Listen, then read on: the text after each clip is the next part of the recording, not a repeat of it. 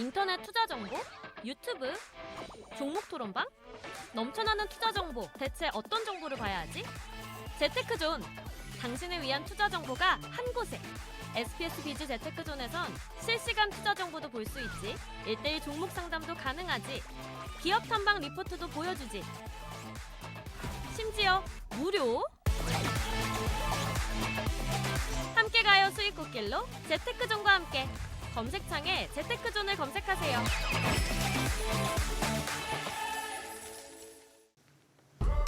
주식 투자는 마치 망망대해 떠있는 배와 같아서 끊임없이 변동성이라는 파도에 시달리곤 합니다. 순탄할 줄 알았던 하반기 증시 역시 경기 침체라는 풍랑에 흔들리면서 방향성을 잃고 표류하고 있는데요. 남은 하반기 국내 증시가 극심한 변동성 속에서도 다시 상승을 향해서 순항할 수 있을까요? 오늘은 특별히 국내 최고의 주식 고수들과 주식시장을 전망하면서 필승 전략까지 세워보는 시간 준비했습니다. 돈 되는 투자 전략이 가득한 증시 전문 프로그램 투자불변의 법칙 필살기 지금 시작합니다.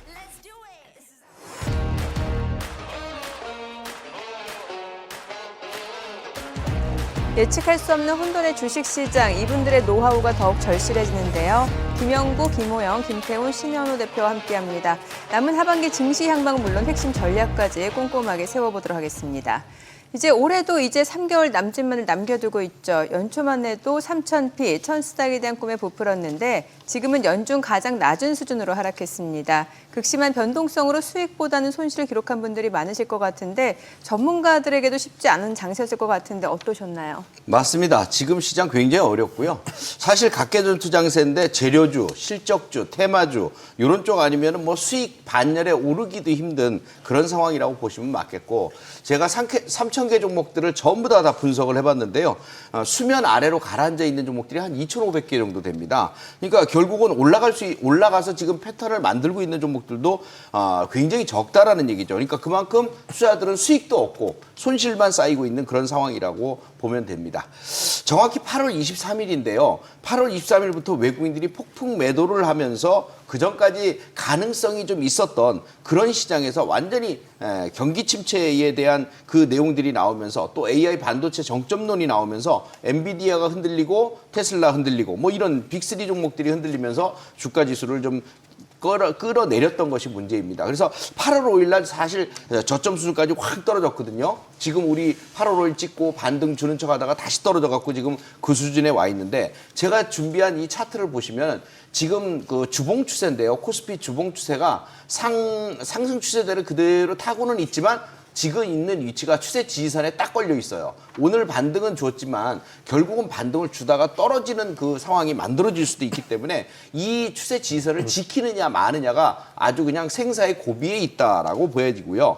코스닥 지수 같은 경우에도 마찬가지로 주봉 추세로 추세 지지선은 이미 이탈을 했어요. 이탈한 상태에서 예전 저점 수준에 와 있거든요. 그럼 이 저점 수준이 700 지지선인데 이 700 지지선을 지켜내느냐 마느냐입니다. 여기서 반짝 반등이 들어온다고 이게 간다고 할 수 있는 입장이 아니기 때문에 결국은 2,500과 700포인트 사이에서 이 사이에서 결국 거래소와 그다음에 코스닥 시장이 살아날 거냐 아니냐 아주 중차대한 국면에 들어가 있다. 갈림길에 있다. 이렇게 볼 수 있겠습니다. 네, 국내 증시가 중요한 갈림길에 들어선 만큼 더욱 탄탄한 준비가 필요하지 않을까 싶은데요. 지금부터 증시에 대한 궁금증을 통해서 정확한 분석 제시해드리겠습니다. 먼저 첫 번째 내용 만나볼까요?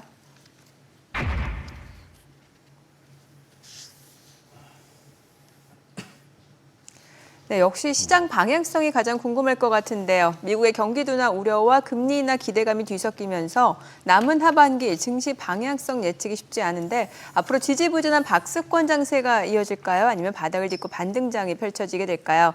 먼저 관련해서 저희가 사전에 SBS 비즈 증권 유튜브 채널을 통해서 설문조사를 진행해봤습니다. 상승장과 박스권 가능성에 대한 물음에 아주 근소한 차이로 이제는 상승장에 대한 응답이 앞섰습니다. 자, 그렇다면 이어서 여기 계신 네 분의 의견 바로 확인해 보도록 하죠.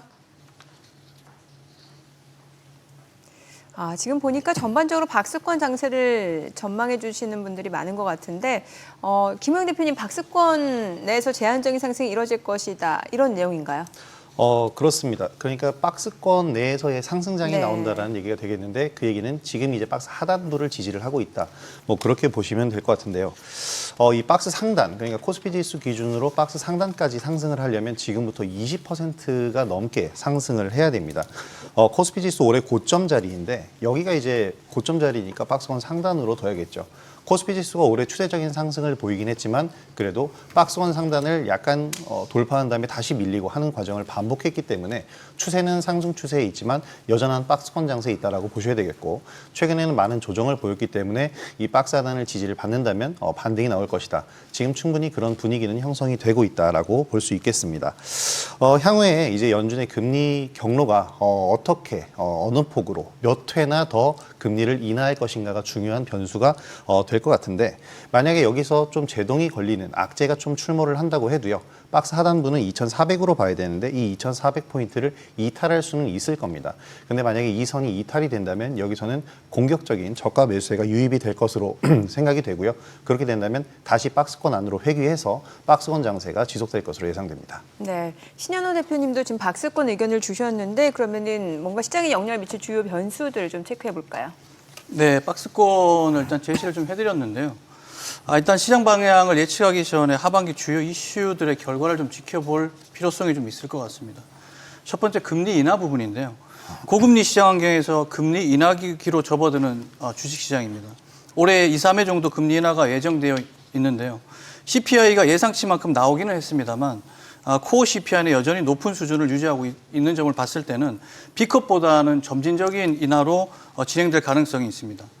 금리 인하가 통상적으로 6개월 후에 나오기 때문에 올해는 금리 인하에 대한 직접적인 실적 효과로 이어지기보단 기대감으로 마감할 가능성이 좀 높아 보입니다. 두 번째, 미국 대선인데요. 미국의 차기 대통령을 미리 예상하는 건 조금 어려운 부분이 있을 듯합니다. 따라서 양 후보 간의 정책들을 좀 비교를 해보면서 당선 윤곽이 나올 때까지는 공격적인 투자는 좀 자제를 할 필요성이 있어 보입니다. 마지막으로 금투세입니다. 현재 시장에서 가장 예민한 부분인데요. 결론적으로 시장 친화적인 방향으로 좀 결정이 됐으면 하는 바람입니다. 금투세 문제도 어느 정도 일단락이 되면 수급적으로도 안도 랠리가 좀 나올 가능성이 있어 보입니다. 종합적으로 좀 말씀을 드려보면 7차 FOMC와 미국 대선이 있는 11월 전후로 시장은 좀 긍정적인 방향으로 자리 잡을 가능성이 높아 보입니다. 네. 그리고 김태훈 대표님은 이제 코스피는 박스권이지만 코스닥은 좀 상승장이 펼쳐질 수 있다 이런 의견이신데 상대적 강세를 전망하시는 이유가 있으실 것 같아요. 네, 그렇습니다. 일단은 미국의 그 금리 인하인데요. 금리 인하를 중심으로 시장의 중심이 대형주에서 이제 좀 중소형주로 옮겨가는 모습이 나올 것이다 이렇게 예상을 합니다. 지금까지 이제 주요한 금리 인하 시기마다 항상 대형주에서 중소형주로 시장의 중심이 이동하는 것을 보여주었습니다. 특히 지난 4번의 금리 인하에서 항상 예외 없이 대형주에서 중소형주로 중심이 이동하는 모습이 나왔기 때문에 이번에도 그 점을 기억하고 시장에 대응하시면 좋을 것으로 생각이 들고요. 금리 인하 시기에는 단기적인 변동성이 확대되는 경향이 있습니다. 그래서 변동성 확대를 염두에 두시고 중소형 성장주들을 중심으로 전략을 세워보시기를 권고드리겠습니다. 네, 시장 전망과 전략 참고하시기 바라고요. 계속해서 또 다른 증시 궁금증 만나보도록 하죠.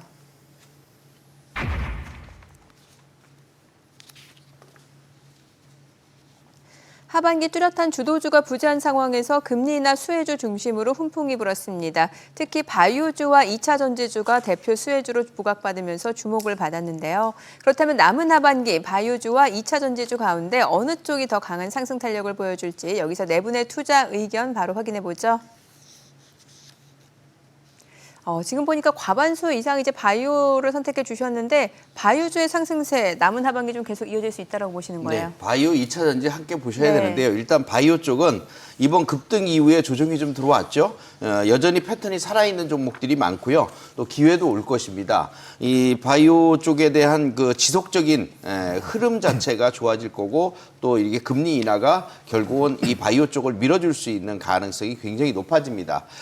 어떤 주도주들을 보면요. 주도주들은 특색이 있습니다. 한번 급등을 해주고 쉬고 나면은 다시 또 급등을 하는 그런 재차 상승하는 흐름들이 나타나거든요. 그런 쪽들을 보시면 되겠는데 이번에 여러분들에게 강조를 드렸던 유한양행이 급등했다가 좀 떨어졌죠. 지금이 이제 매수할 수 있는 절호의 찬스 뭐 이런 쪽으로 보여져서 여러분들에게 계속 리딩을 해드리고 있는데 결국은 추가적인 상승으로서 다시 한번 전고점 돌파의 의미를 가지고 있다 이렇게 보시면 되겠습니다. 네, 바이오주 섹터 내에서도 다양한 테마군이 형성되어 있고 종목별 편차도 커서 투자처 선별이 쉽지 않은데요. 특히 어디에 포커스를 맞춰서 투자하는 게 좋을까요? 일단 바이오 내에서도 대형주 그리고 중소형주가 존재하는데 그 중에서도 중소형주 그러니까 테마를 형성하고 있는 종목들을 보자면 비만 치료제 관련주들이 가장 강력한 움직임을 보이고 있습니다.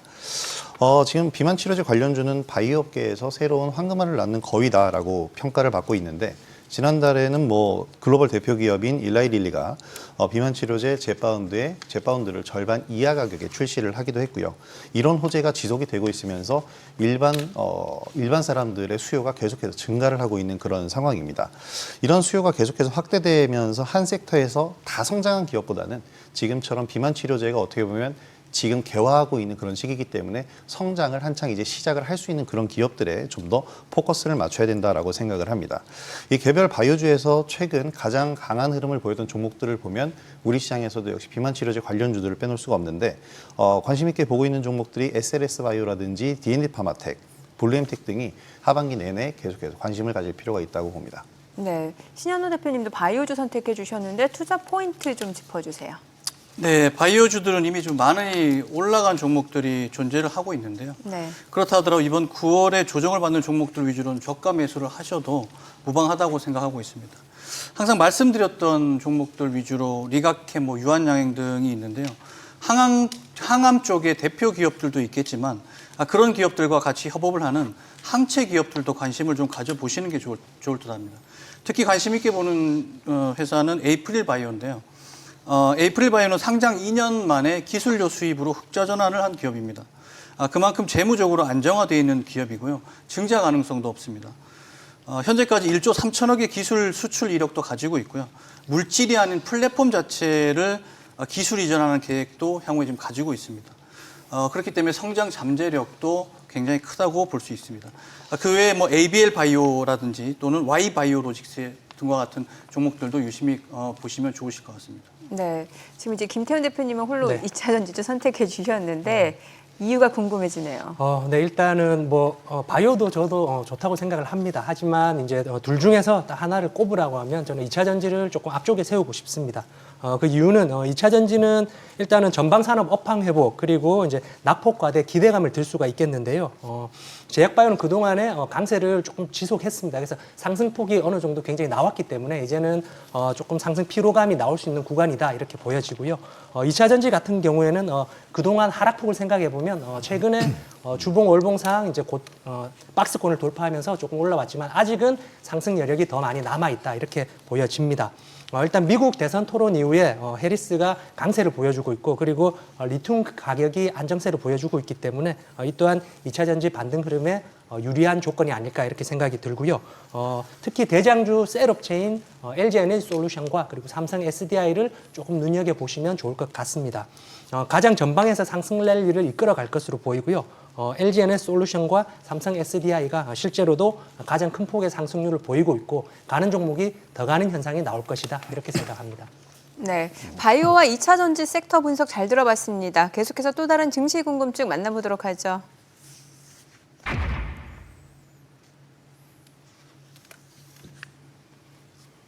올해 유망주이자 주도주로 불렸던 반도체주가 크게 흔들렸습니다. 일부 증권사에서는 반도체주의 목표 주가를 하향 조정했지만 개인 투자자들은 저가 매수 기회라고 판단하면서 반도체주에 뜨거운 러브콜을 보내고 있는데요. 자, 그렇다면 지금 매수하는 게 좋을까요? 매도하는 게 좋을까요? 여기서 네 분의 투자 의견 확인해 보죠. 지금 비중 축소가 2분, 비중 확대 2분. 의견이 엇갈리고 있는데 김영구 대표님은 비중 축소 의견을 주셨네요. 만약에 여기서 반도체주들을 비중 확대한다면 아마 네. 고생길로 접어드는 길이 아닐까 저는 그렇게 생각을 그래요? 합니다. 이유를 얘기하죠. 네. 우리 시장에서 지금 반도체주가 제일 많이 올라간 종목이 한미 반도체를 꼽을 수 있습니다. HBM 재료를 빌미 삼아서 이제 급등을 했는데요. 이번 3분기 실적도 굉장히 좋은 편입니다. 2,700%의 그 영업이익도 나오는데 문제는 그 주식이 못 올라간다는 거죠. 영업이익 2,700%인데도 불구하고 못 올라가는 이유.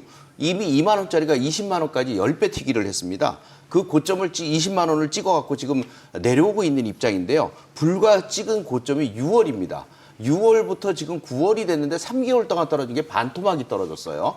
그럼 20만 원 고점 찍고 지금 10만 원에 내려와 있는데 여기서 다시 간다? 쉽지 않은 일입니다. 이 얘기는 무슨 얘기냐면 대시세 논리라는 게 있습니다.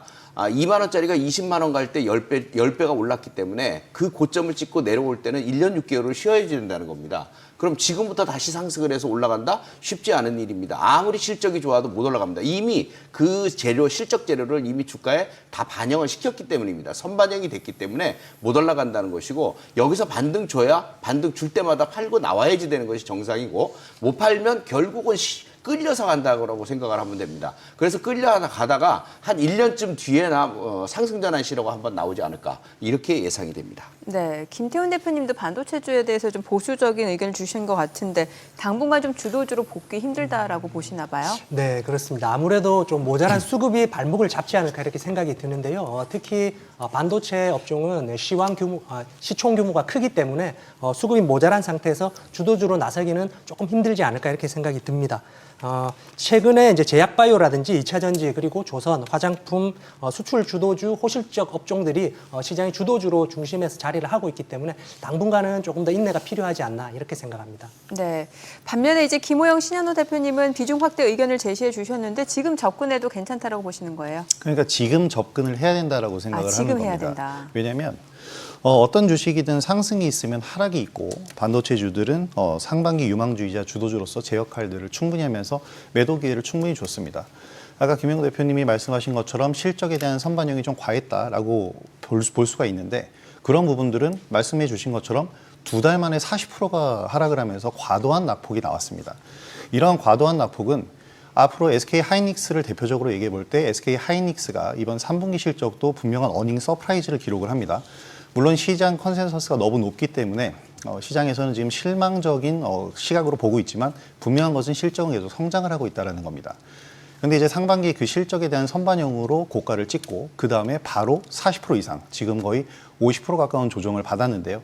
이렇게 단기간에 낙폭을 크게 조정받았다면 분명히 SK하이닉스가 성장한 부분도 있는데 그 성장한 부분까지 훼손하면서 주가가 많이 과도하게 내려왔다고 볼 수가 있습니다. 특히 반도체 관련해서는 2차 전지의 리튬 가격과 다르게 2차 전지 관련주들의 2차 전지 소재 관련주들, 에코프로를 중심으로 한 이런 종목들은 작년의 고가 자리를 지금 회복하지 못하고 계속해서 하락하고 있는데 원자재 가격 상승에 의해서 작년 실적이 좋았기 때문입니다.